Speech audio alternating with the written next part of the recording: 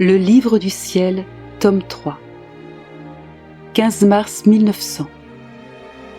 Le fait d'être en bonne relation avec ne fût-ce qu'une seule personne me rend désarmé, et je n'ai plus la force de mettre le châtiment en marche. Puisque Jésus continuait d'être absent, j'étais consumée par la peine et j'ai senti en moi monter une fièvre au point d'en devenir délirante.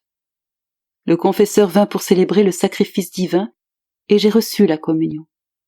Cependant, je n'ai pas vu mon cher Jésus comme d'habitude quand je communie. C'est pourquoi j'ai commencé à parler d'une manière insensée. « Dis-moi, mon bien, pourquoi ne te montres-tu pas ? Il me semble que cette fois je n'ai pas occasionné ton évasion. Quoi ? Tu me laisses tout simplement ? Oh, pas même des amis de cette terre agissent de cette manière. Quand ils ont à partir, au moins ils disent au revoir, et tu ne me dis même pas au revoir. Peut-on agir de cette manière ? Pardonne-moi si je parle comme ça. C'est la fièvre qui me rend délirante et qui me fait tomber dans cette folie. Qui pourrait dire toutes les idioties que je lui ai ainsi dites ? J'étais délirante et je pleurais. À un moment, Jésus montrait une main, à un autre un bras. J'ai vu le confesseur qui me donna l'autorisation de souffrir la crucifixion.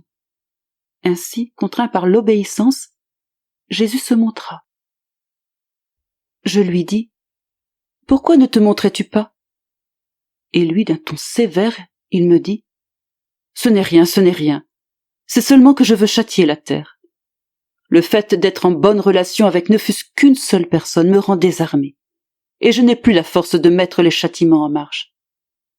Quand tu vois que je veux envoyer des châtiments, tu commences à dire : verse-les sur moi, fais-moi souffrir. Alors je me sens vaincu par toi, et je ne passe jamais au châtiment. Mais pendant ce temps, l'homme ne fait que devenir plus provoquant.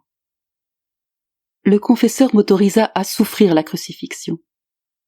Mais Jésus se montra lent à procéder, contrairement aux autres fois où il passait immédiatement aux actes.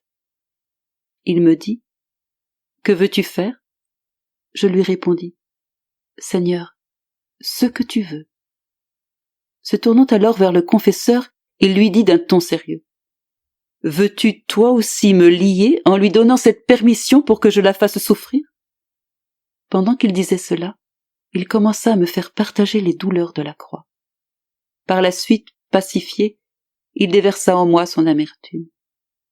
Puis il dit : « Où est le confesseur ? » Je répondis : « Je ne sais pas, il n'est sûrement plus avec nous. » Jésus dit : « Je veux le voir, car puisqu'il m'a rafraîchi, je veux moi aussi le rafraîchir. »